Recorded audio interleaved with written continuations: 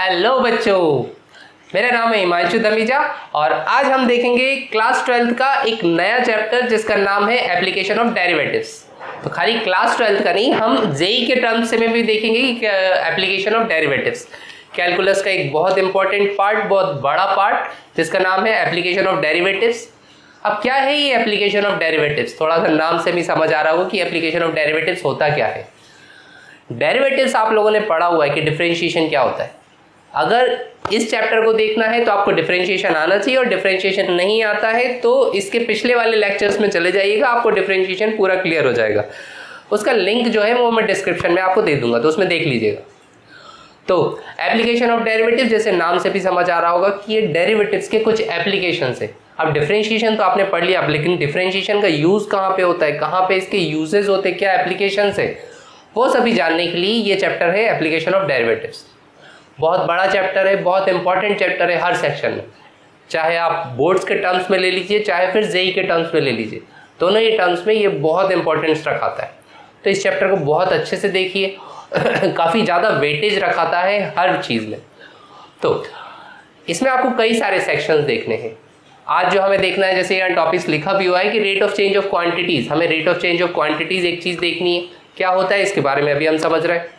उसके अलावा आप देखेंगे इंक्रीजिंग डिक्रीजिंग फंक्शन, जिसको मोनोटोनिसिटी भी कुछ कहा जाता है और एक नया नाम दिया जाता है। और उसके अलावा जैसे आप मैक्सिमा मिनिमा, टेंजेंट्स, नॉर्मल्स की फंक्शन किस तरीके से इंक्रीज डिक्रीज होता है, एरर्स एंड अप्रोक्सीमेशन में डिफरेंशिएशन का किस तरीके से यूज़ होता है, तो इन सब जगहों पे डिफरेंशिएशन किस तरीके से यूज़ होता है, किस तरह क्या एप्लीकेशंस होते हैं, कहाँ काम आता है, तो वो सारी चीज़ें हम देखेंगे इसमें एप्लीकेशन ऑफ डेरिवेटिव्स में। इंजीनियरिंग, साइंटिफिक रिसर्च वगैरह कई सारी जगहों में जो एप्लीकेशंस होते हैं वो एप्लीकेशंस यहाँ पे कुछ कुछ उसका पार्ट्स देखा जाएगा। तो चलिए स्टार्ट करते हैं। हमारा जो पहला वाला टॉपिक है, इसमें कुछ 4-5 सेक्शंस हैं। उसमें जो पहला वाला सेक्शन है वो ये है, कौन सा? Rate of change of quantities. Rate of change of quantities या फिर एक दूसरे नाम से भी जाना जाता है derivatives as a rate measure. तो derivative as a rate measure होता क्या है इसके बारे में जानते हैं। तो derivative as a rate measure, derivative as a rate measure आप किस तरीके से बताएंगे? जैसे फॉर एग्जाम्पल या change of quantities, rate of change of quantities आप किस तरीके से बता सकते हैं? क्वांटिटीज़ का रेट चेंज होना, rate of change of something, जैसे फॉर एग्जांपल वेलोसिटी हो गई, स्पीड हो गई। स्पीड क्या होता है? स्पीड होता है rate of change of displacement या डिस्टेंस, कि डिस्टेंस को चेंज होने की जो स्पीड है, this is called rate of change of speed. Speed के और rate of change of distance, sorry, rate of change of distance को हम क्या बोलेंगे? स्पीड के बराबर। और velocity rate of change of displacement. Acceleration क्या होता है? Rate of change of velocity. तो चेंज ऑफ क्वांटिटीज़ को आप इस तरीके से रिप्रेजेंट करते हैं। अब यहाँ पे हमारा डिफरेंशिएशन किस तरीके से यूज़ हो रहा है? अगर आप वेलोसिटी को देखें या फिर एक्सेलरेशन का फॉर्मूला देखिए, एक्सेलरेशन क्या होता है? Change of velocity per unit time या rate of change of velocity. Generally हम कुछ इस तरीके से रिप्रेजेंट करते हैं, v2 minus v1 divided by t2 minus t1। Speed को भी आप कुछ इस तरीके से रिप्रेजेंट करते हैं कि x2 minus x1 divided by t2 minus t1। यहाँ पे x2 x1 t2 t1 क्या है? जनरली जो भी 2 वाला टर्म है, v2 हो गया, x2 हो गया या t2 हो गया, दिस रिप्रेजेंट फाइनल व्हाट। अगर v2 की बात करो तो जनरली v हम वेलोसिटी से रिप्रेजेंट करते हैं, x हम डिस्प्लेसमेंट से और t टाइम से, वो सब चीज़ों में हम नहीं जा रहे हैं। तो इस तरीके से ये फाइनल पॉइंट को हम रिप्रेजेंट करते हैं। और जो 1 वाले पॉइंट हो गया, x1 हो गया, t1 हो गया या v1 हो गया, ये हम इनिशियली लेते हैं। और ये जो क्वांटिटीज़ होती हैं जनरली इनको हम एवरेज वेलोसिटी या एवरेज एक्सेलरेशन या एवरेज स्पीड कहते हैं। जैसे फॉर एग्जांपल अगर आप अपने 100 किलोमीटर कहीं से कहीं तक गए, दिल्ली से गुड़गांव फॉर एग्जांपल 100 किलोमीटर गए या कितना भी गए, और आपने कुछ डिस्टेंस का जो टाइम मेज़र किया, मान लीजिए आपने 50 मिनट्स में वो जर्नी कवर कर ली, तो आप क्या करेंगे? 100 डिवाइडेड बाई 50, तो आपकी वो स्पीड आ जाएगी। वो कौन सी स्पीड होगी? वो एवरेज स्पीड होगी। लेकिन उसी तरीके से अगर मेरे को इंस्टेंटेनियस स्पीड निकालनी है, तो इंस्टेंटेनियस स्पीड किसी पर्टिकुलर पोजीशन पर जो चेंज इन टाइम होता है, जनरली हम स्मॉल चेंज इन टाइम को dt से रिप्रेजेंट करते हैं, तो dx बाई dt क्या हो जाती है? This is instantaneous speed. Instantaneous speed, instantaneous speed. तो यही जो इंस्टेंटेनियस चेंज इन समथिंग होता है, या rate of change of something, जैसे हम dy by D x represent करते हैं, dy बाई डी एक्स, इसको हमने क्या बोला था? हमने ये बोला था कि हम y को डिफरेंशिएट कर रहे हैं विथ रिस्पेक्ट टू x। आप दूसरे नाम से भी इसको बोल सकते हैं, क्या? It is the change of y, या फिर आप इसको दूसरे नाम से किस तरीके से बोल सकते हैं, सॉरी, आप इसको बोल सकते हैं rate of change of y with respect to x। ये rate of change of y है with respect to x, x के रिस्पेक्ट में y किस रेट से चेंज हो रहा है, dy बाई डी एक्स को आप इस तरीके से बोल सकते हैं। तो ये होता है derivative as a rate measure. किस तरीके से कैलकुलेट करना है ये तो सिंपली थोड़ी सी उसकी थ्योरी के बारे में हो गया। किस तरीके से कैलकुलेट करना है हम कुछ एक एग्जांपल्स के थ्रू देखेंगे। हमारा जो जाने का तरीका होगा वो कुछ इस तरीके से होगा कि हम बेसिक लेवल से स्टार्ट करेंगे, एनसीईआरटी के कुछ क्वेश्चंस करेंगे, उसके बाद धीरे धीरे लेवल बढ़ाते जाएंगे और फिर हम बोर्ड्स के पिछले ईयर्स के, लास्ट ईयर्स के कुछ क्वेश्चंस देखेंगे। उसके अलावा हम जेई के कुछ एक क्वेश्चंस देखेंगे और लास्ट में हम जेई के कुछ एक प्रॉब्लम्स जो प्रीवियस ईयर्स पेपर्स में आए हुए हैं उनको भी कवर करेंगे। तो यहाँ पे आपको बेसिक से लेके हायर लेवल तक सारे क्वेश्चंस मिलेंगे। तो एंड तक देखिए इस वीडियो को, यहाँ पे आपको सारा कुछ देखने को मिल जाएगा। एप्लीकेशन ऑफ डेरिवेटिव्स आपको बहुत इजीली क्लियर हो जाएगा, या फिर ये कही कि रेट ऑफ मेजर्स बहुत अच्छे से क्लियर हो जाएगा। तो चलिए स्टार्ट करते हैं कुछ एक एग्जाम्पल्स के साथ। तो चलिए स्टार्ट करते हैं कि किस तरीके से हम जाएंगे। जो हमारा पहला वाला टॉपिक है कि rate of change of quantities, derivative as rate measure, हम किस तरीके से जाएंगे। हम जाएंगे पहले बेसिक लेवल से। अगर आपको जैसे कुछ भी नहीं आता है तो किस तरीके से जाएंगे, बेसिक लेवल से हम पहले सबसे छोटे छोटे धीरे धीरे क्वेश्चंस को उठाएंगे। सबसे बेसिक क्वेश्चन उठाएंगे, एनसीईआरटी के कुछ एक क्वेश्चंस उठाएंगे जिसमें एनसीईआरटी के सारे टॉपिक्स, सारे तरीके के क्वेश्चंस कवर हो जाएंगे। ऐसे क्वेश्चंस हम सारे उठा लेंगे।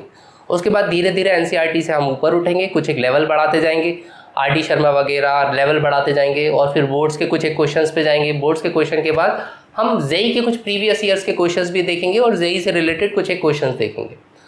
तो धीरे धीरे हम लेवल बढ़ाते बढ़ाते बेसिक से लेके बोर्ड से फिर हम जेई तक सारा लेवल कंप्लीट कर लेंगे।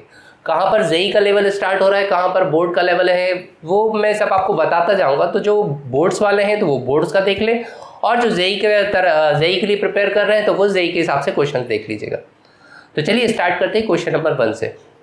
जो फर्स्ट क्वेश्चन है वो आपको दिया हुआ है, find the rate of change of the area of a circle. आपको rate of change of area of circle निकालना है with respect to its radius when r is equal to 4 centimetre. NCERT का क्वेश्चन है। जब radius जो है 4 centimetre हो तब आपको rate of change of area निकालना है। फॉर एग्जाम्पल जैसे कि मान लीजिए एक सर्कल है जिसका रेडियस r है, ये r इज कंटिन्यूसली इंक्रीजिंग। अगर r चेंज हो रहा है फॉर एग्जाम्पल हम मान लेते हैं कि इंक्रीज कर रहा है, तो अगर r इंक्रीज करेगा, r से मान लीजिए कि थोड़ा सा इंक्रीज करा, ये डेल्टा r बढ़ गया। जब ये डेल्टा r बढ़ जाएगा तो एरिया ऑफ सर्कल भी ऑब्वियस सी बात है कि ये इंक्रीज हो जाएगा, तो एरिया ऑफ सर्कल भी इंक्रीज करेगा।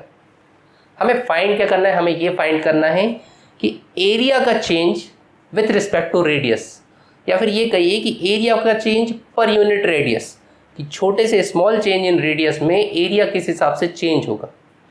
तो एक्चुअल में हमें जो फाइंड करना है वो हमें फाइंड करना है dA बाई dr।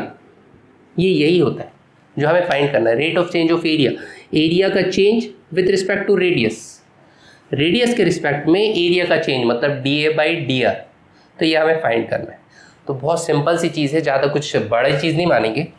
तो लिखने का तरीका, let A be the area, ऐसे लिख लीजिए कि let A be the area.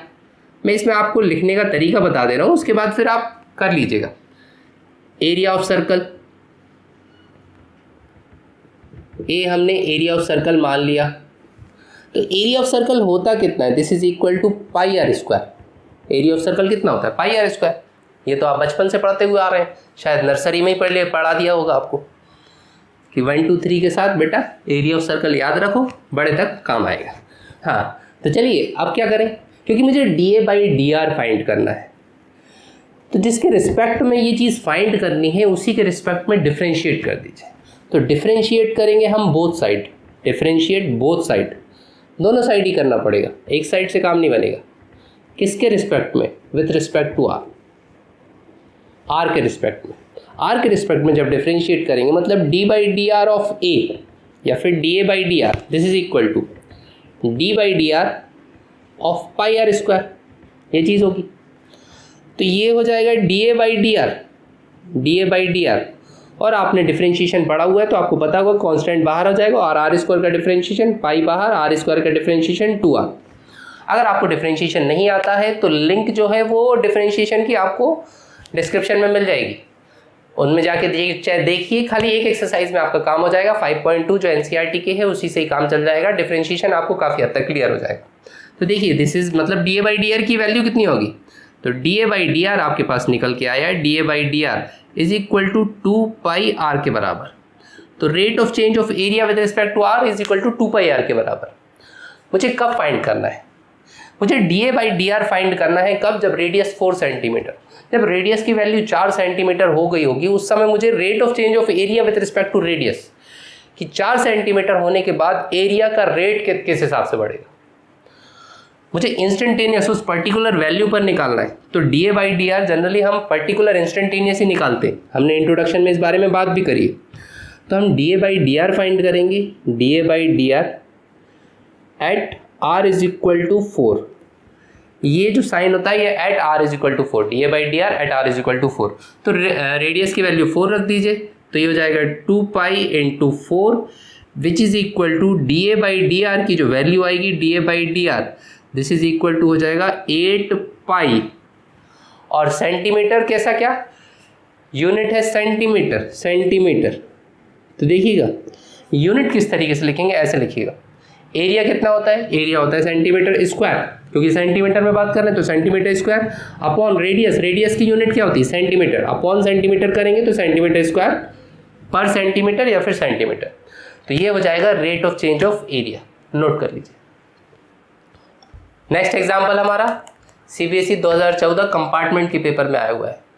तो सर आते से ही बोर्ड का क्वेश्चन नहीं, बहुत इजी है, एकदम हलवा की तरह। हम कंसेप्ट समझते जा रहे हैं तो देखिए कंसेप्ट्स को क्लियर करते जाएंगे, लेवल वाइज ही लेकर जाऊंगा, टेंशन ना ले। The sides of equilateral triangle are increasing at the rate of 2 centimetre per second. जो इक्विलेटरल ट्राइंगल की साइड्स जो कि बराबर होती है, ये तो आपको पता ही होगा कि इक्विलेटरल ट्राइंगल की तीनों साइड्स बराबर होती है, ये इंक्रीज कर रही है eight the rate of 2 centimetre per second. तो अगर मैं इक्विलेटरल ट्राइंगल की साइड्स को अगर x मानूं, let x be the sides of equilateral triangle, तो ये भी x हो गया, ये भी x हो गया, ये भी x हो गया। तो साइड जो है वो इंक्रीज कर रही है eight the rate of 2 centimetre per second, क्योंकि 2 सेंटीमीटर पर सेकेंड, जैसे आपको अगर कन्फ्यूजन हो कि ये dx बाई वॉट है कि dx बाई क्या चीज़ है, तो आप यूनिट के हिसाब से भी समझ सकते हैं। सेंटीमीटर पर सेकेंड मतलब डिनोमिनेटर में t आना है, या फिर जनरली जो हम रेट देखेंगे वो टाइम के टर्म में ही देखेंगे, टाइम के रिस्पेक्ट में ही रेट देखा जाएगा 90% केसेस में, आप ऐसे याद रखिए।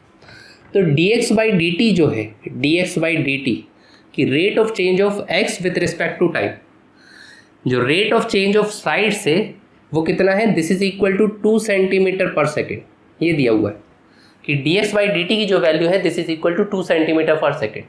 आपको again find the rate it is the area increases, area किस रेट से इंक्रीज करेगा आपको ये फाइंड करना है। तो चलिए देख लेते हैं।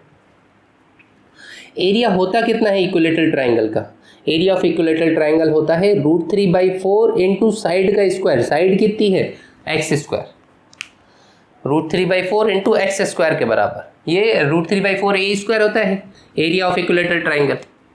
अब ए किसके रिस्पेक्ट में हम डिफरेंशिएट करेंगे, क्योंकि ये dx बाई dt है, मतलब आपको t के रिस्पेक्ट में ही डिफरेंशिएट करना है। पिछले क्वेश्चन में जैसे दिया हुआ था find the rate of change of area with respect to its radius, मतलब रेडियस के रिस्पेक्ट में आपको चेक करना था, मतलब उसका rate of change of area निकालना था। अब इस वाले क्वेश्चन में देखिए find the rate at which the area increases, आपको ये नहीं दिया कि किसके रिस्पेक्ट में। जब भी रिस्पेक्ट नहीं दिया जाए कि किसके रिस्पेक्ट में, तो हम टी के रिस्पेक्ट में ही बात करेंगे। Rate of change of area मतलब हमारे हिसाब से रेट का मतलब रेट जनरली हम मेजर करते हैं टाइम के रिस्पेक्ट में, तो टाइम के रिस्पेक्ट में ही हम डिफरेंशिएट करेंगे या मेजर करेंगे चीज़ों को, स्पेशली जब तक दिया नहीं जाए कि किसके रिस्पेक्ट में करना है। जैसे पिछले क्वेश्चन में स्पेशली दिया हुआ था कि रेडियस के रिस्पेक्ट में, इस बार नहीं दिया हुआ है, आपको खाली रेट ऑफ चेंज ऑफ निकालना। तो जब भी rate of change of something दिया हुआ है तो रिस्पेक्ट में टी ही आएगा, आप टी ही लेकर करेंगे।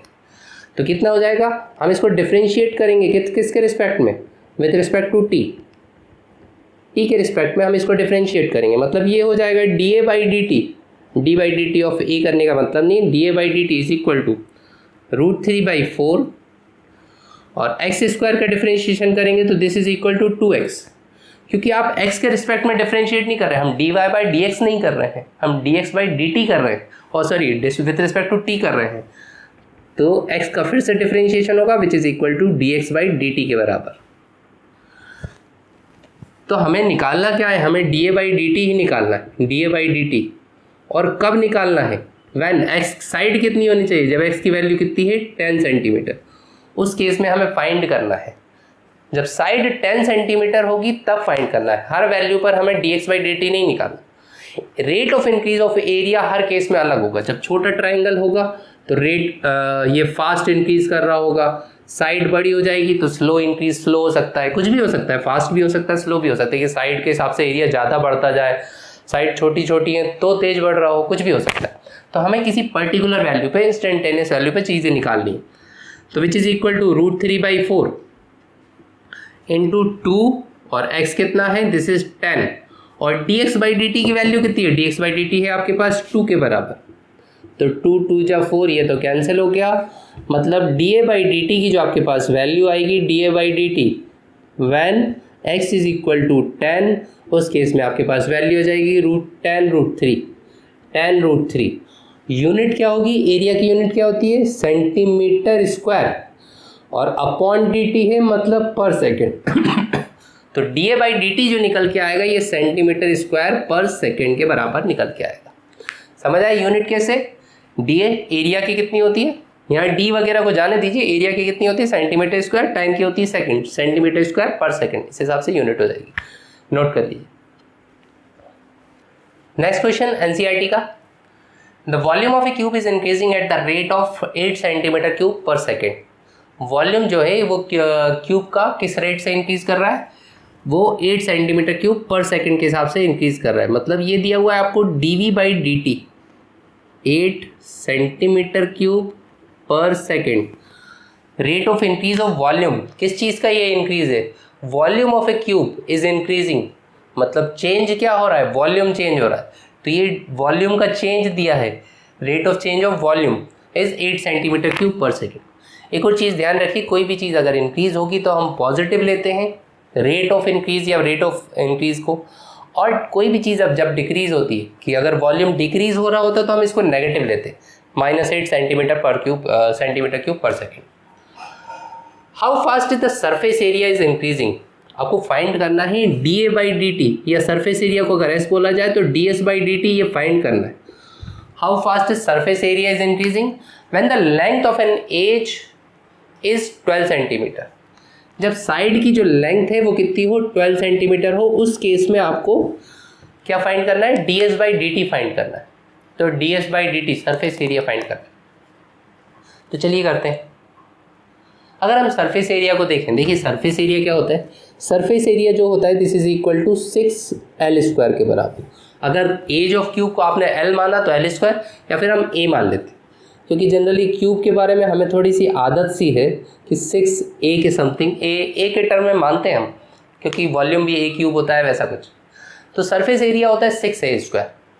अगर मुझे ds बाई dt फाइंड करना है, पहले हम वो देखेंगे जो हमें फाइंड करना है वो आएगा कैसे। अगर हमें ds बाई dt फाइंड करना है तो देखिए, तो मुझे सरफेस एरिया s को डिफ्रेंशिएट करना पड़ेगा, किसके रिस्पेक्ट में, t के रिस्पेक्ट में।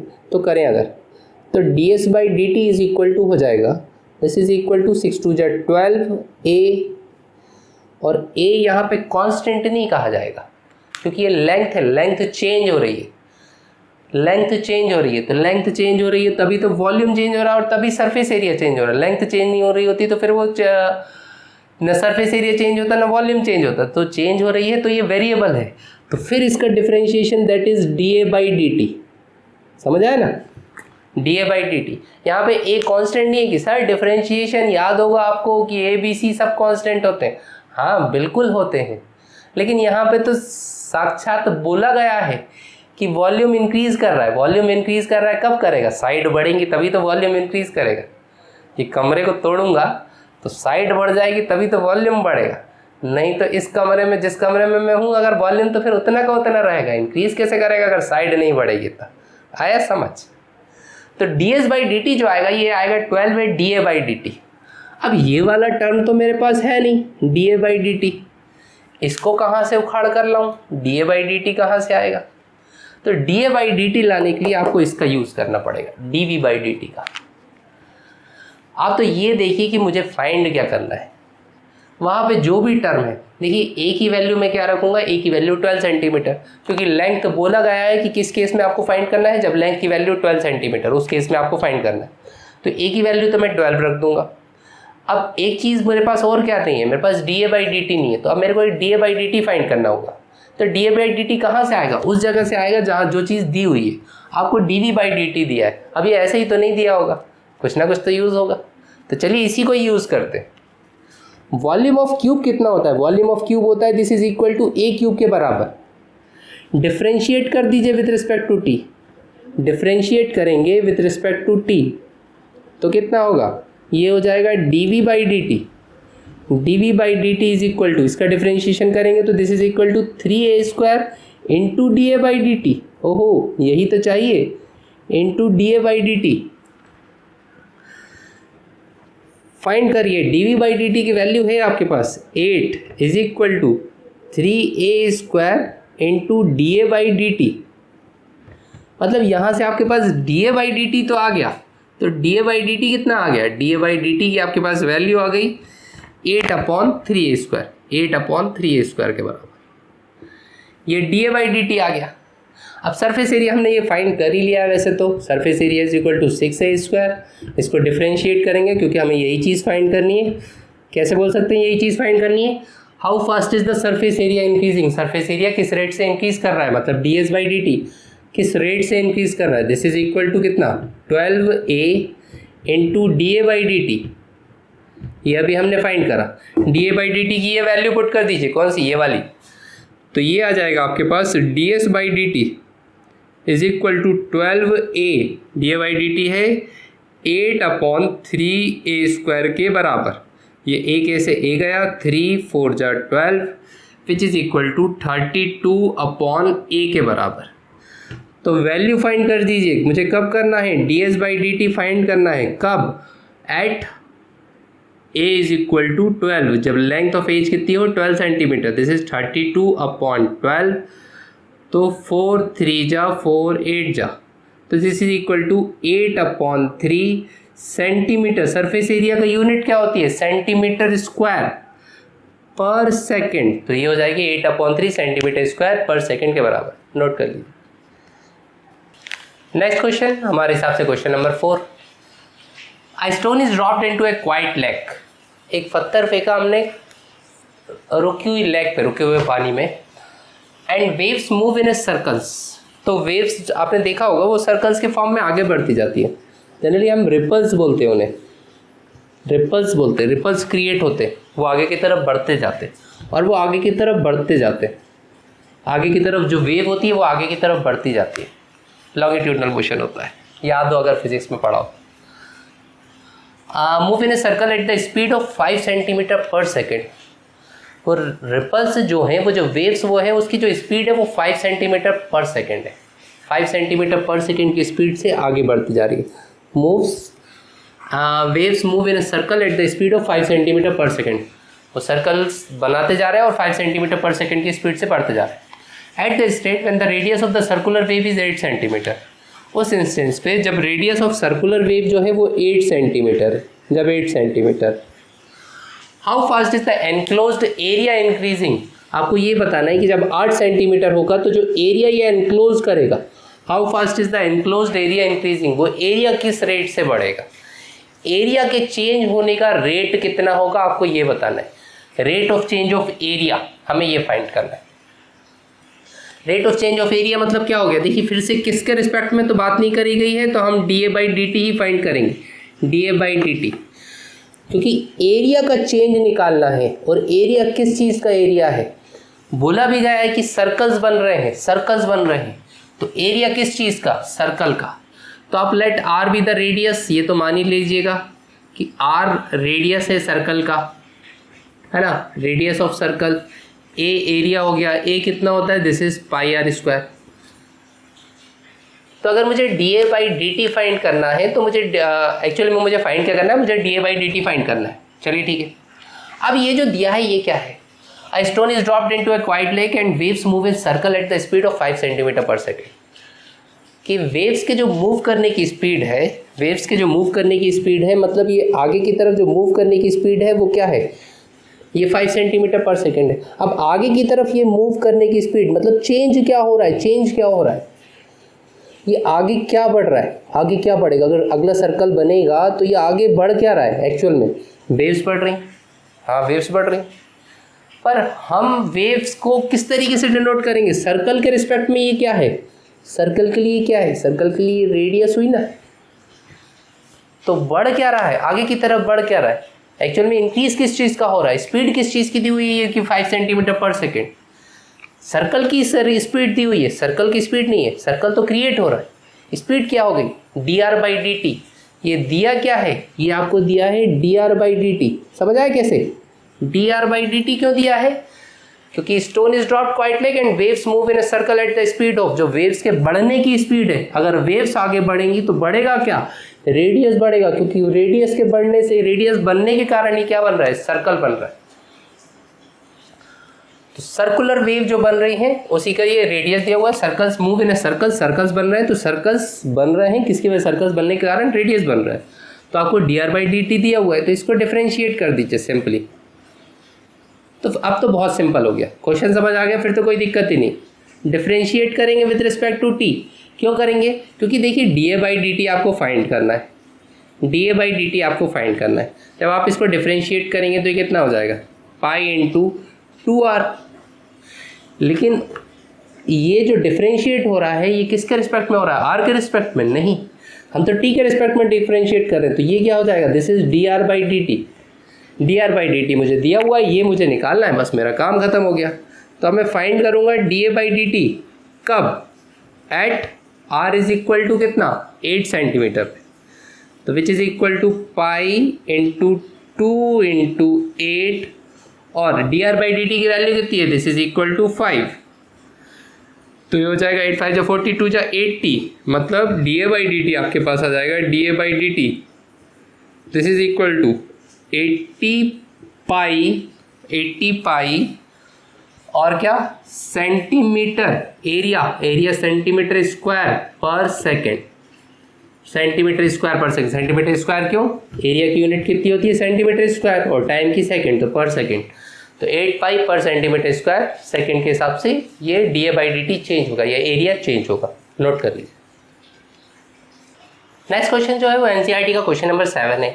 क्वेश्चन नंबर 7 जो आपको दिया हुआ है एनसीईआरटी के हिसाब से क्वेश्चन नंबर 7 और हमारे हिसाब से question number 5, the length x of a rectangle is decreasing eight the rate of 5 centimetre per minute. एक रेक्टेंगल है, रेक्टेंगल में दो चीज़ें होती भी हैं और दी भी हुई हैं, ये लेंथ हो गई, लेंथ को उन्होंने x से डिनोट करा है, length x of a rectangle is decreasing, length जो है वो डिक्रीज कर रही है eight the rate of 5 centimetre per second पर मिनट, तो ये dx/, क्या हो गया, dx/dt हो गया, डिक्रीज कर रहा है इसलिए minus sign, -5 centimetre per minute, ये दिया हुआ है।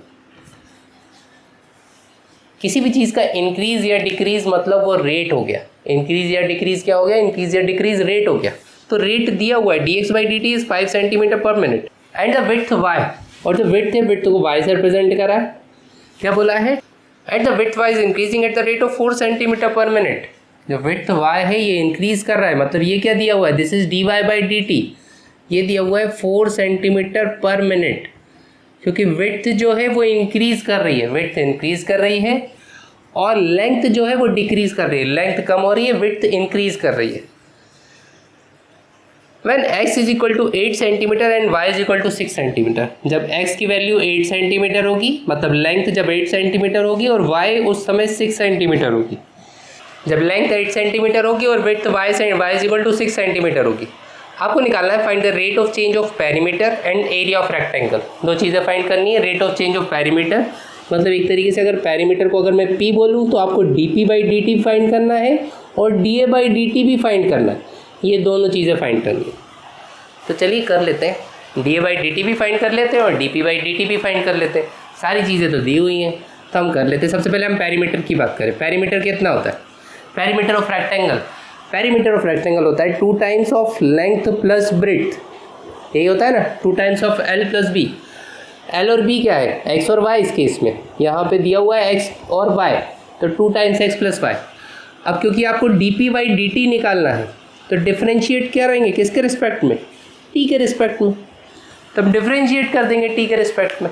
D P by D T निकालना है तो टी के रिस्पेक्ट में डिफ्रेंशिएट करेंगे, किसी और के रिस्पेक्ट में थोड़ा ना करेंगे कि कहीं और जाके रिस्पेक्ट में डिफ्रेंशिएट कर दिया। D P by D T is equal to कितना हो जाएगा, 2 टाइम्स। सिंपली डिफ्रेंशिएट करेंगे तो इसका differentiation is D x by D T. Differentiation में नहीं पढ़ा रहा कि डिफ्रेंशिएशन कैसे करते हैं, डिफ्रेंशिएशन तो आपको पता होगा, नहीं पता हो तो मेरे जाके व्यूज़ बढ़ा दीजिए, लिंक मिल जाएगा डिस्क्रिप्शन में, जाकर देख लीजिएगा डिफ्रेंशिएशन कैसे करते हैं। तो 2 times D x by D T और D Y by D T. तो D x by D T आपको दिया हुआ है, मतलब D P by D T की आपके पास वैल्यू हो जाएगी D P by D T कब, जब x इज इक्वल टू 8 है और y इज इक्वल टू 6 है। ये हो जाएगी आपके पास 2 times D x by D t है आपके पास कितना, -5 और D Y by D t है आपके पास 4, विच इज़ इक्वल टू -5 + 4 -1 × 2, दिस इज -2। पेरीमीटर की जो यूनिट होती है ये होती है सेंटीमीटर या मीटर पर सेकेंड। तो D P by D T आ जाएगा -2 सेंटीमीटर पर सेकेंड, मतलब ये कांस्टेंट रहेगा -2 सेंटीमीटर पर सेकेंड किसी भी वैल्यू पर। एक्स की और वाई की वैल्यू यहाँ पर डिपेंड ही नहीं करी, किस वैल्यू पर हम चेक करना चाहें, सभी वैल्यूज पर यही वैल्यूज आई।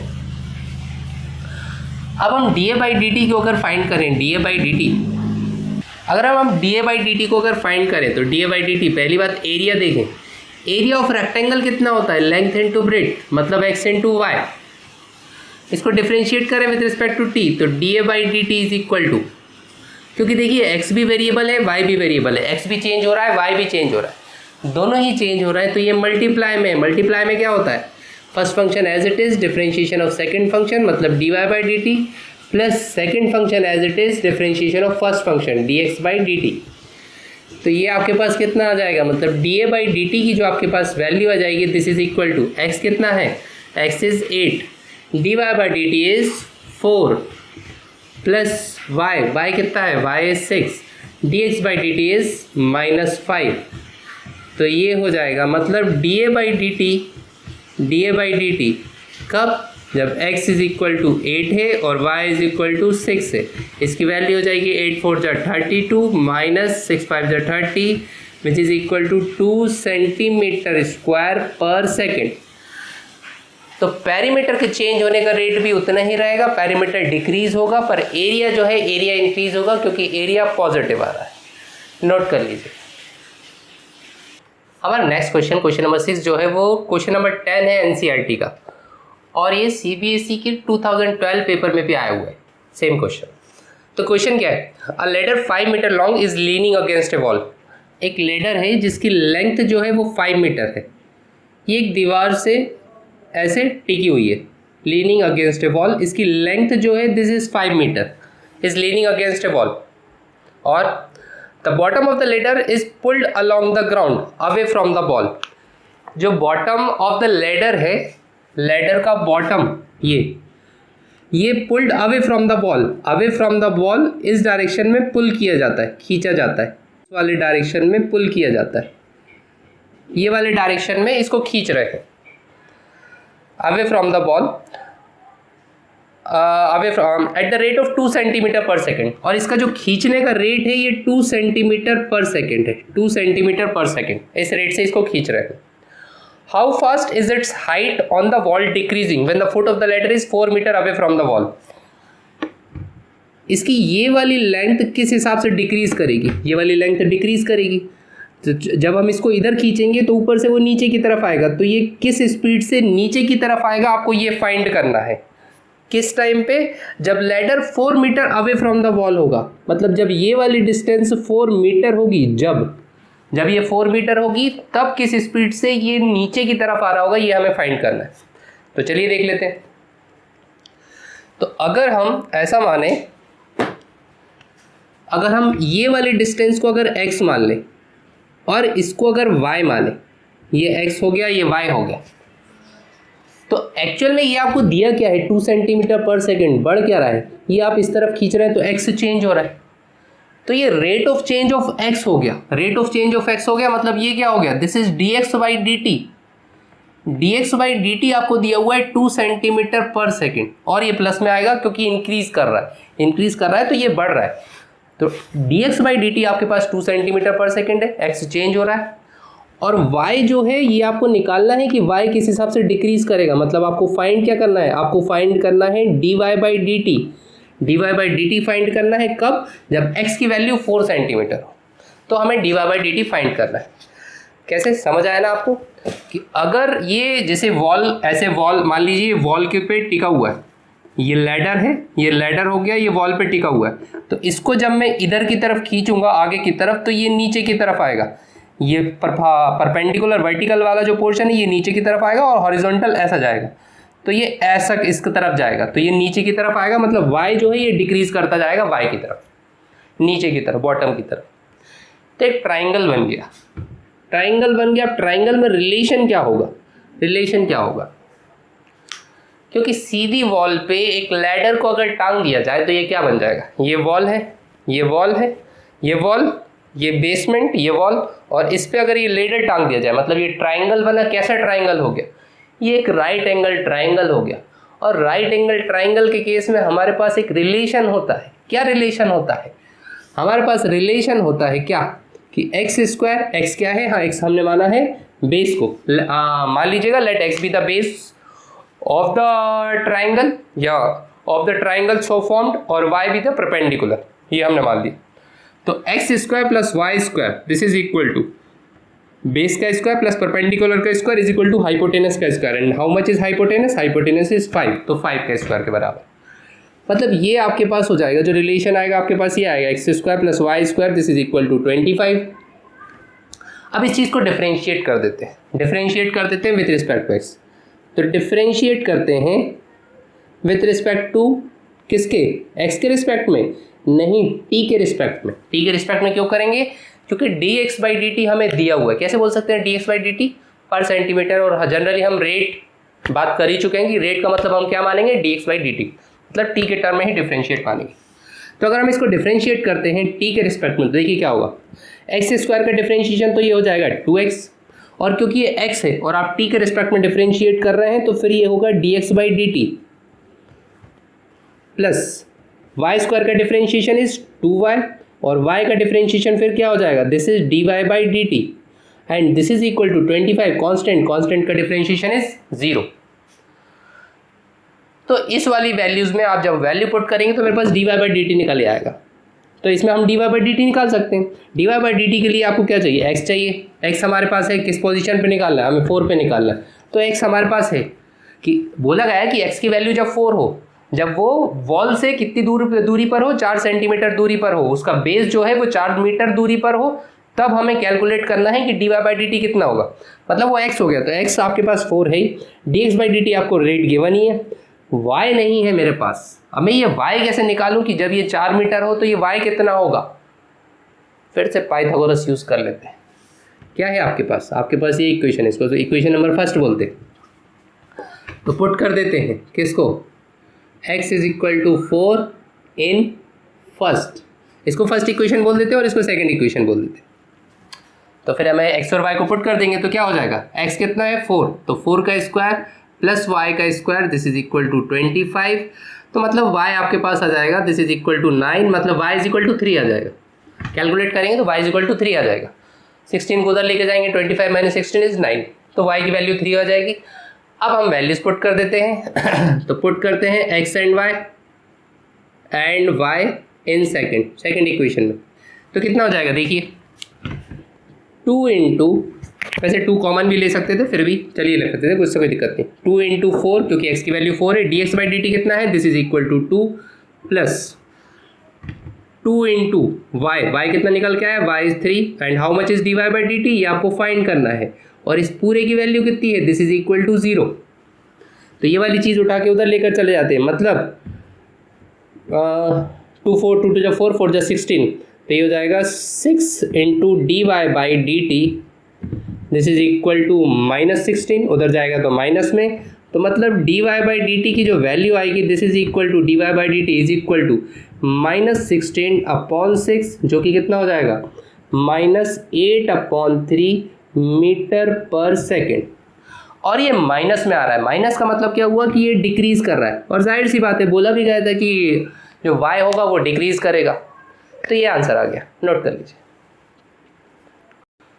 मैंने जेई मेंस की डेट लिख दी 2004 में ये क्वेश्चन आया हुआ है, तो ये मत समझिएगा कि अब बोर्ड का खत्म हो गया तो बोर्ड वाले चलते बने कि हम तो जा रहे सर टाटा बाय बाय, नहीं। एनसीईआरटी का क्वेश्चन है, क्वेश्चन नंबर 11 है एनसीईआरटी का। सर ये जेई मेंस में आया है, क्वेश्चन थोड़ा सा चेंज कर दिया था उन्होंने, y square is equal to 18x को यूज़ करा था, और सेम क्वेश्चन बिल्कुल ऐसे ही था, बस वैल्यूज चेंज करी थी। जो यहाँ पे इक्वेशन है उसके अलावा कुछ और इक्वेशन थी। देखते क्वेश्चन क्या है। A particle moves along the curve, एक पार्टिकल एक मूव करता है कर्व के अलोंग। ये एक फंक्शन है और फंक्शन का कुछ कर्व बनता है, एक ग्राफ बनता है, और पार्टिकल इस ग्राफ के हिसाब से मूव कर रहा है। Find the points on the curve, मुझे कर्व पर एक ऐसा पॉइंट चाहिए at which the y coordinate is changing 8 times as fast as the x coordinate. जहाँ पे y कोऑर्डिनेट, मेरे को वो पॉइंट चाहिए कर्व पर मुझे वो पॉइंट चाहिए जहाँ पे y कोऑर्डिनेट जो हो वो चेंज कर रहा हो 8 टाइम्स x कोऑर्डिनेट के। मतलब क्या हुआ कि y कोऑर्डिनेट चेंजिंग, अगर जैसे y कोऑर्डिनेट को अगर मैं जैसे सिंपली y से रिप्रेजेंट करूँ, y कोऑर्डिनेट कोई सा पॉइंट है, मान लीजिए ये कर्व है, इसमें एक पॉइंट है x, y, मतलब चेंज ऑफ y जो हो वो 8 टाइम्स हो x के कंपैरिजन में।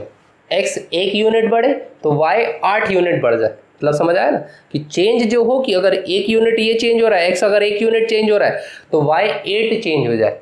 जब x की वैल्यू 1 हो, फॉर एग्जांपल y की वैल्यू 8 हो जाए, और जब x की वैल्यू 2 हो तो y की वैल्यू 16 हो जाए, 8 टाइम्स हो जाए।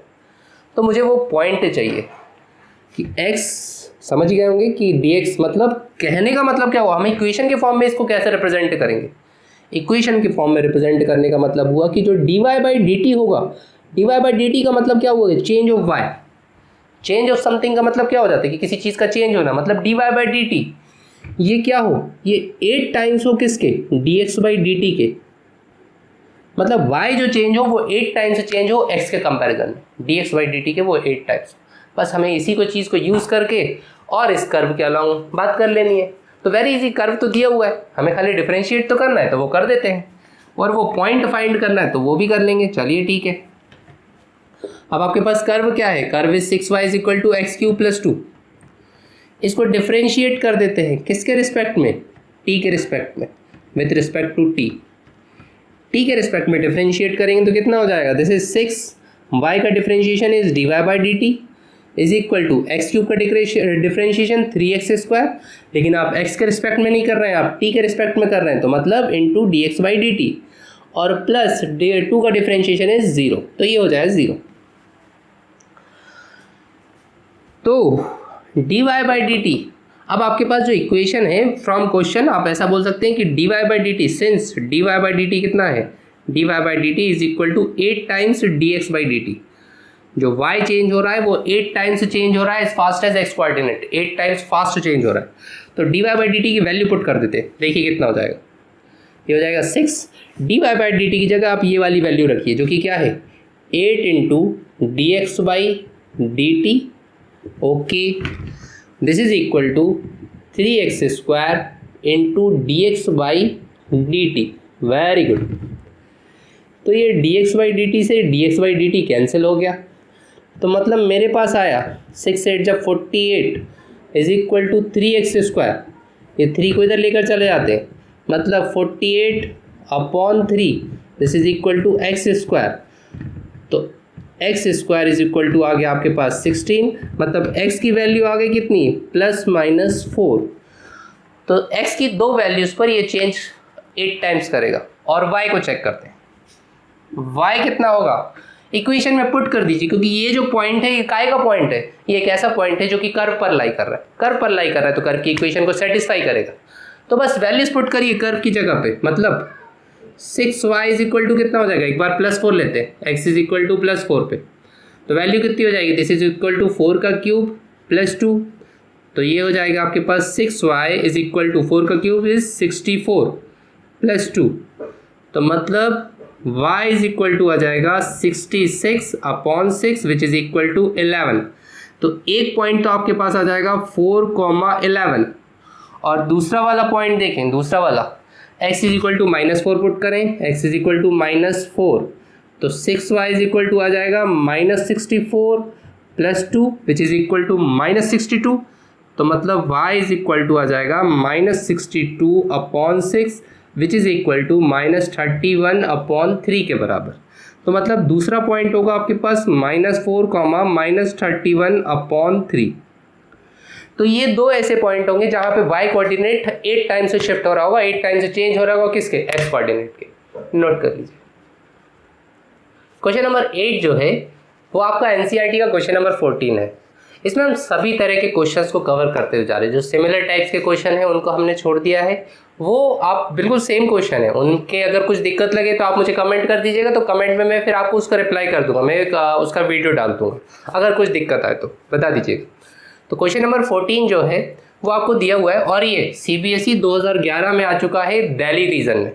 पेपर जो बनते हैं वो 3 रीजन के हिसाब से बनते हैं, दिल्ली रीजन के हिसाब से, ऑल इंडिया रीजन दूसरा, और तीसरा फॉरेन के हिसाब से। तो वो पेपर्स ऑलमोस्ट सिमिलर ही रहते हैं, फॉरेन को छोड़ के दिल्ली रीजन और इंडिया रीजन का पेपर ऑलमोस्ट सिमिलर रहता है। तो वो सीबीएसई में आया हुआ है, आप तो खाली ये समझ लीजिए।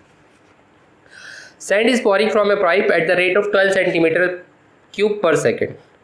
जो रेत गिर रही है पाइप के थ्रू, वो किस हिसाब से गिर रही है, मतलब ये क्या दिया हुआ है, 12 centimetre cube per second, this is d v by D.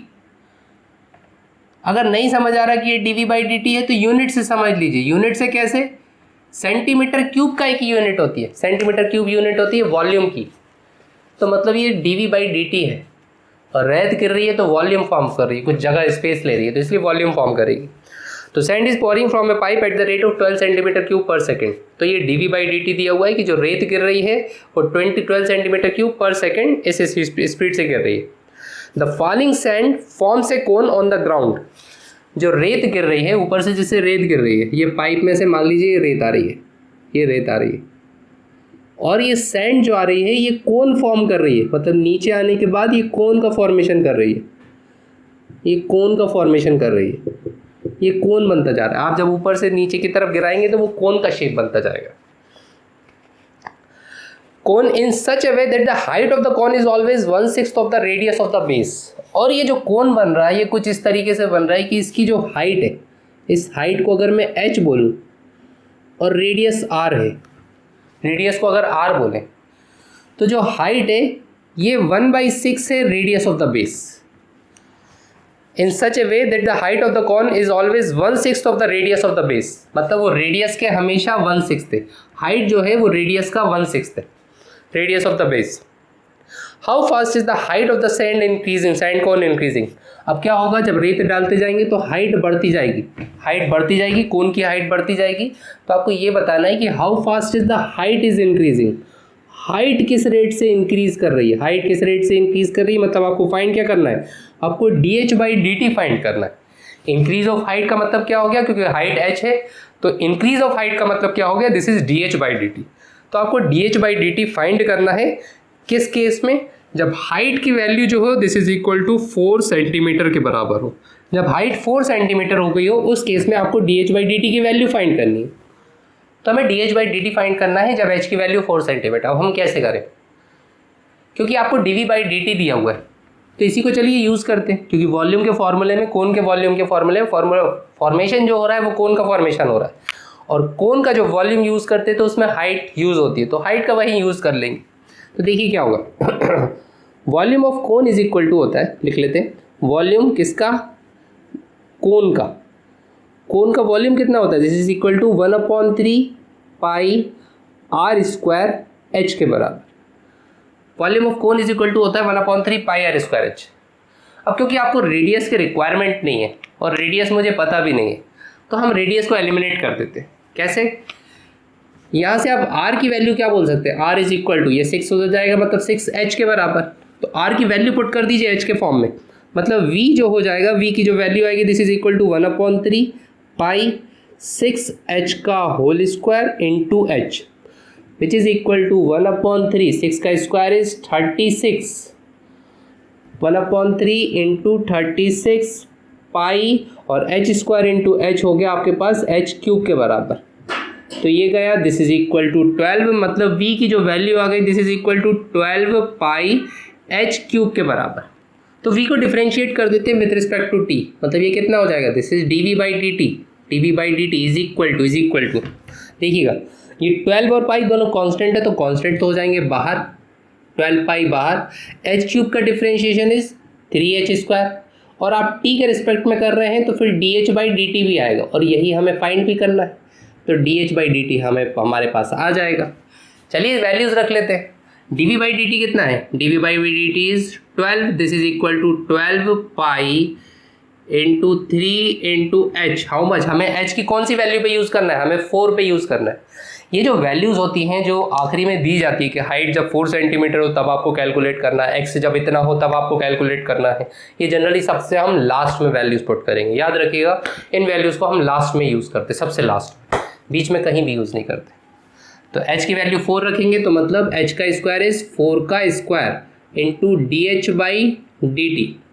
Okay, ये 12 से ये 12 गया तो सारी चीज़ें उठ के आ जाएंगी नीचे, 4 का स्क्वायर है 16, 16 3 जा 48, मतलब dh/dt की जो आपके पास वैल्यू आएगी, या फिर ऐसे कर लेते हैं, दिस इज़ 1/, ये सारा नीचे आएगा तो मतलब ये हो जाएगा 48 pi, this is equal to dh/dt, 48 pi 16 3 जा 48 इज इक्वल टू 48 पाई, तो मतलब dh/dt आपके पास आ जाएगा dh/dt इज इक्वल टू 1/48 पाई, और काय में बात हुई थी सेंटीमीटर में, तो सेंटीमीटर क्यूब पर सेकंड के हिसाब से ये आपके पास फाइनल आंसर आ जाएगा। नोट कर लीजिए। क्वेश्चन नंबर 9 और एनसीईआरटी का क्वेश्चन नंबर 16 दिया हुआ है, the total revenue in rupees received from the sale of x units of a product is given bye.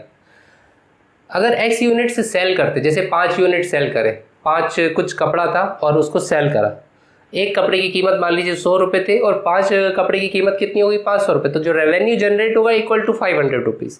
ये जो टोटल अमाउंट हमें मिलता है कोई चीज़ सेल करने से, दिस इज़ रेवेन्यू। ज़रूरी नहीं सेल करने, सर्विस करना, कुछ भी, किसी भी चीज़ से, तो रेवेन्यू का ये जनरेशन दिया हुआ equation. Find the marginal revenue when x is equal to 7। आपको मार्जिनल रेवेन्यू निकालना है, तो जो मार्जिनल रेवेन्यू होगा, मार्जिनल कितना मार्जिन हो रहा है, तो मार्जिनल रेवेन्यू होता है is the rate of change of revenue with respect to product sold. Marginal revenue मतलब कितना चेंज हुआ रेवेन्यू में, प्रोडक्ट जब चेंज बढ़ता जा रहा है तो रेवेन्यू में कितना चेंज हो रहा है, रेवेन्यू कितना चेंज हो रहा है, तो दिस इज इक्वल टू, इसी को मार्जिनल रेवेन्यू बोलते हैं। Marginal revenue is the rate of change of revenue. कोई सी भी चीज़ जो मार्जिनल पूछी जाती है वो rate of change of that चीज़ हो जाती है। अगर मार्जिनल कॉस्ट पूछी जाए तो rate of change of cost हो जाता है, जैसे इससे पिछला क्वेश्चन जो है वो कॉस्ट का है, तो rate of change of cost is the marginal cost हो जाएगा, और rate of change of revenue is the marginal revenue.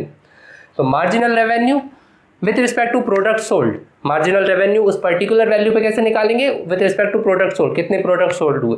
जैसे इस केस में बोला है कि जब किस केस में निकालना है, जब 7 प्रोडक्ट सेल हो चुके होंगे, तो मार्जिनल रेवेन्यू मतलब rate of change of product. और रेट ऑफ चेंज को हम किस तरीके से रिप्रेजेंट करते हैं, रेट ऑफ चेंज मतलब आर डैश, और किसके रिस्पेक्ट में है, एक्स के रिस्पेक्ट में। जितने प्रोडक्ट सोल्ड हो रहे हैं, प्रोडक्ट क्या है, एक्स प्रोडक्ट्स हैं, क्वांटिटी है एक्स, तो कितने products, sale of x units, number of products, ये बोला जाएगा। जैसे अभी हमने 5 कोई कपड़ा बेचा था तो 5 यूनिट हो गई, तो एक्स की वैल्यू कितनी हो गई 5, तो इसी के रिस्पेक्ट में डिफ्रेंशिएट कर दीजिए, मतलब कितना हो जाएगा 13 2 जा, दिस इज 26x प्लस 26 के बराबर, और पुट कर दीजिए x की वैल्यू 7, बस आंसर आ गया, वेरी सिंपल।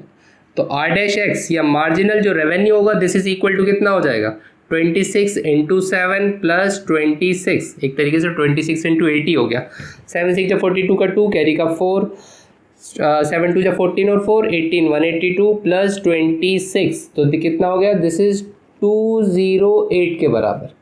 तो मार्जिनल रेवेन्यू जो होगा दिस इज इक्वल टू 208, क्योंकि रेवेन्यू है तो इज रुपीज़, तो 208 रुपीज़ इतना हो जाएगा। नोट कर लीजिए। यहाँ तक हमने थोड़ा एनसीईआरटी का पार्ट देखा था। अब जो हमारा नेक्स्ट क्वेश्चन है वो थोड़ा सा एनसीईआरटी से लेवल ऊपर है, पर 12th क्लास वाले अभी जाएंगे नहीं, क्योंकि 12th क्लास के लेवल का क्वेश्चन है 12th बोर्ड के हिसाब से।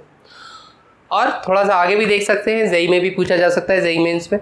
तो क्वेश्चन क्या है, a man 180 centimetre tall walks at a rate of 2 metre per second away from a light source that is 9 metre above the ground. एक लाइट सोर्स है जो कि 9 मीटर अबव द ग्राउंड है, ग्राउंड से जो इसकी हाइट दी हुई है this is 9 metre, 9 metre away from the ground है, sorry above the ground, ground से अबव है, एक मेन 180 सेंटीमीटर का walks at a rate of 2 metre per second away from the light source, इस लाइट सोर्स से वो दूर जा रहा है और उसकी जो हाइट है मैन की, दिस इज 180 सेंटीमीटर, 180 सेंटीमीटर, अभी 180 सेंटीमीटर ये उसकी हाइट है और ये लाइट सोर्स से दूर जा रहा है, किस रेट से? 2 metre per second, 2 metre per second से वो की स्पीड से वो आगे की तरफ जा रहा है। How fast is the length of his shadow increasing when he is 3 metre away from the base of light, जब वो 3 मीटर दूर होगा तो उसकी लेंथ ऑफ शेडो किस रेट से इंक्रीज कर रही होगी? लेंथ ऑफ शेडो इंक्रीज क्यों करेगी या लेंथ ऑफ शेडो चेंज क्यों होगी? क्योंकि जब वो खुद मूव करेगा तो उसकी शेडो की लेंथ भी चेंज होती जाएगी। जैसे मान लीजिए ये अगर मैन है तो ये इसकी शेडो बनेगी यहाँ पे, क्यों?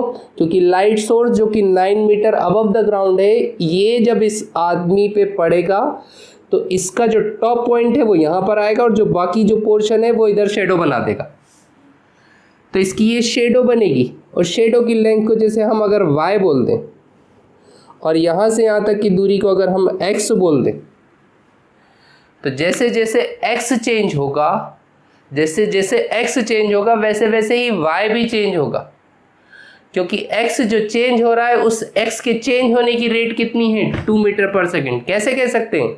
ये तो स्पीड ऑफ द मैन है, speed of the man is change in x। क्यों? क्योंकि स्पीड मैन जिस स्पीड से जाएगा उतनी ही स्पीड से x चेंज होगा, तो मतलब ये 2 मीटर पर सेकेंड क्या हो जाएगा? यही x के चेंज होने का रेट।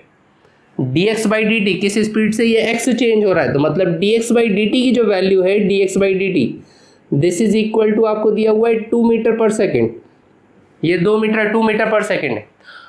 आपको dy बाई डी टी निकालना है, change in length of shadow. Shadow की लेंथ के चेंज होने का मतलब क्या हो गया? शेडो है y लेंथ का, तो मतलब आपको dy by D t calculate करना है। कब? जब वो 3 metre away from the base of light, जब वो 3 मीटर दूर होगा from the base of light. Clear? अब अगर इस ट्राइंगल को नाम दे दिया जाए, कौन सा ट्राइंगल? सर यहाँ तो 3 ट्राइंगल बन रहे हैं, बिल्कुल सही फरमाया, यहाँ पे 3 ट्राइंगल, 2 ट्राइंगल्स बन रहे हैं, यहाँ 2 ट्राइंगल्स बन रहे हैं। कौन कौन से 2 ट्राइंगल? एक तो ABC और दूसरा BDE, ये दिया हुआ है। यहाँ पे DE जो दिया हुआ है, DE की लेंथ कितनी है? 180 सेंटीमीटर, क्योंकि सारी चीज़ें मीटर में दी हुई हैं तो फिर हम DE को भी मीटर में चेंज करेंगे। 180 सेंटीमीटर का मतलब कितना हुआ? This is equal to 1.8 metre के बराबर। डायग्राम से ये क्लियर हो रहा है पहली चीज़। तो अब हम निकालेंगे कैसे? हमें x और y के बीच में एक रिलेशन निकालना होगा। x और y का रिलेशन निकालेंगे, उसके थ्रू ही हम ये सॉल्यूशन निकाल पाएंगे। अब x और y का रिलेशन कैसे? क्यों? क्योंकि आपके पास dx बाई डी टी है पहले से, तो मैं अगर x और y का रिलेशन निकालूंगा और फिर उसको डिफरेंशिएट करूंगा t के रिस्पेक्ट में, मान लीजिए x is equal to something कुछ y आ जाता है, तो इसको डिफरेंशिएट करेंगे, मतलब dx by D T is equal to y into मतलब dy बाई डी टी। तो उस तरीके से आप dy by D t calculate कर सकते हैं।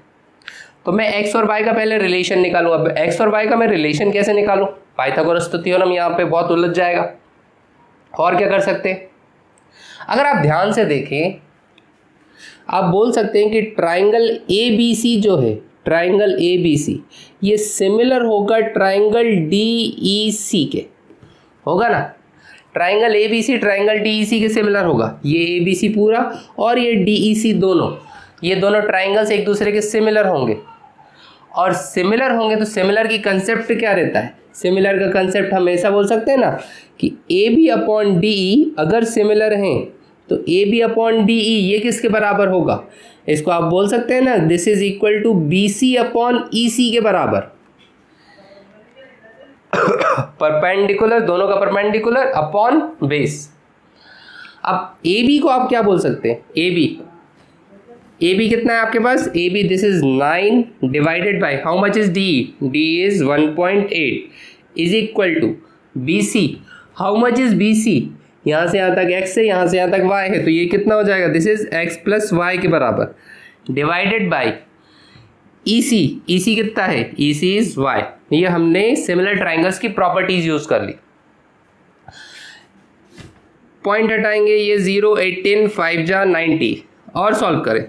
इसको भी डिवाइड में ले आते हैं, देखिए कितना होगा 5 इज इक्वल टू, ये y को दोनों के साथ ले लेते हैं, x upon y plus y upon y करेंगे तो दिस इज इक्वल टू 1, 1 को इधर लेकर जाते हैं, मतलब 5 minus 1 this is equal to 4 is equal to x upon y, और y को क्रॉस मल्टीप्लाई करेंगे, मतलब x इज इक्वल टू आपके पास आ जाएगा 4y के बराबर। तो x आ गया 4y के बराबर। अब हम इसको डिफरेंशिएट कर देते हैं विद रिस्पेक्ट टू t, क्योंकि हमारे पास एक रिलेशन आ गया x और y के बीच में, x और y के बीच में रिलेशन आ गया, तो ये क्या हो जाएगा, this is dx by D T is equal to 4 times dy by D t. dx by D T आपको दिया हुआ है, dx बाई डी टी कितना दिया हुआ है, dx by D T is 2, तो ये हो जाएगा 2 और ये 4 इधर आएगा, 2 divided by 4, 2 upon 4 is equal to dy by D T. तो dy बाई डी टी की वैल्यू कितनी आ जाएगी, dy बाई डी टी की वैल्यू आ जाएगी आपके पास, this is equal to 2 upon 4, this is 1 upon 2, या फिर 0.5 मीटर पर सेकेंड के बराबर, 0.5 मीटर पर सेकेंड के बराबर। ये स्पीड कांस्टेंट रहेगी, x कितना भी चेंज होता जाए y की स्पीड भी उतनी ही रहेगी, क्योंकि x की स्पीड सेम है तो y भी उतना ही रहेगा, कोई एक्सेलरेशन नहीं। फिजिक्स का मामला आ गया, नोट कर लीजिए। हमारा जो नेक्स्ट क्वेश्चन है वो जेई लेवल का क्वेश्चन है, तो आप बोर्ड वाले चाहे तो अलविदा कह सकते हैं, okay bye, thank you. Video को लाइक ज़रूर कर देना और चैनल को सब्सक्राइब भी, थैंक यू। देखिएगा, A spherical balloon is filled with 4500 cubic meters of helium gas। ये जो क्वेश्चन है ये जेई मेंस 2012 में आया हुआ है, जेई मेंस 2013 से स्टार्ट हुआ है, उससे पहले AI हुआ करता था। AI जेई मेंस को एक दूसरा नाम AI हुआ करता था, all India engineering entrance exam. अब उसको कॉमन ये एग्ज़ाम AI हटा के उसको जेई मेंस कर दिया। तो देखिए क्वेश्चन आया हुआ है, A spherical balloon is filled with 4500 cubic meters of helium gas। एक स्फेरिकल बलून है स्फीयर के शेप का, इसमें हीलियम गैस भरी हुई है, तो उड़ाने वाले बलून उसमें हीलियम गैस भरी हुई है, और जो हीलियम गैस भरी हुई है वो कितनी भरी है, 4500 क्यूबिक मीटर, मतलब 4500 मीटर क्यूब गैस भरी हुई है। ये उसका वॉल्यूम है इनिशियली। आप कह सकते हैं कि V इनिशियल, जो V इनिशियल है ये कितना है, दिस इज 4500 क्यूबिक मीटर, मतलब metre cube, okay. If a leak in the balloon causes the gas to escape at the rate of 72 pi cubic metres per minute. एक leak कर दिया जाता है बलून में एक लीक कर दिया जाता है, तो उसमें किससे गैस बाहर निकलने लगती है, और गैस जब बाहर निकलती है तो बलून छोटा होता जाता है। गैस जब बाहर निकलेगी, ये बलून है, बलून में से गैस बाहर निकलेगी तो बलून कैसा होता जाएगा, छोटा होता जाएगा। ये हमने बचपन में सबने देखा हुआ है कि बलून में से जब गैस बाहर निकलने लगती थी तो बलून छोटा होने लगता था। हाँ सर, कौन सी नई बात है, ये तो होता ही है। तो बलून छोटा होता जाएगा और बलून छोटा होता जाएगा, और बलून के गैस के बाहर निकलने का जो स्पीड है दिस इज दिस मच। अब ये क्या है, वैसे तो यूनिट से समझ ही आ रहा है, क्यूबिक मीटर मतलब मीटर क्यूब पर मिनट, तो ये तो वॉल्यूम का ही फंडा है। और कैसे समझें, क्योंकि उसके अंदर का जो स्पेस है बलून के अंदर का, इनसाइड द बलून, पहले स्पेस ज़्यादा था, ये बलून था, अंदर का स्पेस बहुत बड़ा, उसके बाद बलून छोटा हो गया, अंदर का स्पेस छोटा हो गया, कम हो गया, तो अंदर का जो स्पेस है वो कम हो गया, मतलब क्या कम हुआ, वॉल्यूम कम हुआ। तो चेंज क्या हो रहा है, गैस के बाहर निकलने से वॉल्यूम चेंज हो रहा है, मतलब ये 72 पाई, ये क्या दिया हुआ है, this is dV by D T. तो dV बाई डी टी आपको दिया हुआ है, माइनस में ले लीजिए क्योंकि डिक्रीज हो रहा है, नहीं तो जाने देते हैं 72 pi metre cube per minute है, इसलिए dV by D t, okay. Then the rate in metre per minute at which the radius of the balloon decreases, क्योंकि अब जब साइज उसका छोटा होगा, हाँ ठीक है, उसके अंदर का स्पेस रीजन कम हो रहा है, पर रेडियस भी तो कम हो रही है, पहले इतनी बड़ी रेडियस थी, अब इतनी बड़ी रेडियस बची, तो रेडियस भी डिक्रीज होगी। तो रेडियस कभी डिक्रीज होगी तो हमें फाइंड क्या करना है, we have to find dr by D t. अब वेरी सिंपल, आपको dV बाई डी टी दिया हुआ है, आपको dr बाई डी टी निकालना है, और dV बाई डी टी मतलब v का जो फॉर्मूला होता है उसमें रेडियस आता ही है, तो बस वैसे यूज़ कर लेते हैं, आ ही जाएगा, very simple. Rate at which the radius of the balloon decreases 49 minute after the leakage begun is, ये एक नई चीज़ दे दी। अभी तक हमें ये देते थे कि किस रेडियस पे हमें चेक करना है कि रेडियस कितना हो चुका होगा, मतलब 10 मीटर था इनिशियली, 7 मीटर पे आपको चेक करना है कि जब 7 मीटर होगा तब dr/dt कितना होगा। ऐसी चीज़ें दिया करते थे जनरली कि when radius is 3 metre, when x is 5 metre. याद आया कि x की वैल्यू या r की वैल्यू कुछ दी रहती थी तब हमें चेक करना होता था, पर यहाँ पे तो ऐसा कुछ है नहीं। यहाँ पे तो टाइम दी थी कि 49 मिनट आफ्टर। तब हम क्या करेंगे, तब हम ये फाइंड करेंगे कि रेडियस कितना होगा। क्यों, देखिएगा पहले थोड़ा सा समझ लेते हैं। देखिए अगर मैं dv/dt निकालूं तो dv/dt कैसे आएगा, वॉल्यूम इज इक्वल टू होता है 4/3 पाई r क्यूब, होता है ना, ये वॉल्यूम होता है। अगर मैं इसको डिफ्रेंशिएट करता हूँ विद रिस्पेक्ट टू t, मतलब ये हो जाएगा dv/dt is equal to 4/3 pi into 3r², और क्योंकि t के रिस्पेक्ट में कर रहे हैं तो इंटू dr/dt। ओके, ये 3 से 3 गया, मतलब dv/dt कितना आ जाएगा, dv/dt की वैल्यू आ जाएगी आपके पास 4 पाई r² इंटू dr/dt। ये आया। अब हमें जनरली हमने जो क्वेश्चन देखे हैं उसमें हमें क्या दिया रहता था, हमें रेडियस दिया रहता था कि हमें किस रेडियस पर dr/dt वैल्यू फाइंड करनी है, तो हम यहाँ पर रेडियस की वैल्यू पुट कर देते थे।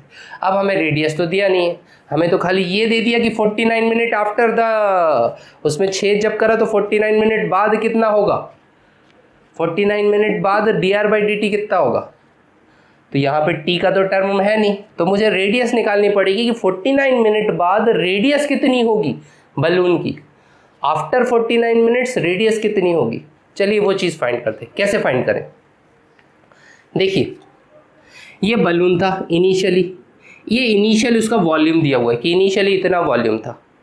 हम ये कैलकुलेट करते हैं कि 49 मिनट में गैस कितनी एस्केप होगी, क्योंकि आपके पास क्या है, ये पर मिनट कितनी गैस निकल रही है वो आपके पास है, वो स्पीड है कि गैस पर मिनट कितनी निकल रही है। पर मिनट आपके पास 72 pi metre cube per minute, इतनी गैस निकल रही है पर मिनट, ये पर मिनट निकलती जा रही है। तो 49, ये 1 मिनट में मतलब 72 पाई निकल रही है, तो 49 मिनट में कितनी निकलेगी, 49 इंटू 72 पाई, इतनी गैस बाहर निकलेगी 49 मिनट में। तो इनिशियल इतनी थी माइनस उतनी बाहर निकल जाएगी, तो उतना वॉल्यूम बचेगा। तो वॉल्यूम से हम रेडियस फाइंड कर लेंगे। देखिएगा कैसे, तो v 49 मिनट्स आफ्टर, v49 अगर मैं ऐसे बोलूँ कि वॉल्यूम जो 49 मिनट्स बाद में होगा, दिस इज इक्वल टू क्या होगा, दिस इज v इनिशियल, जो इनिशियल वॉल्यूम था, माइनस v एस्केप जो बाहर निकल चुका होगा।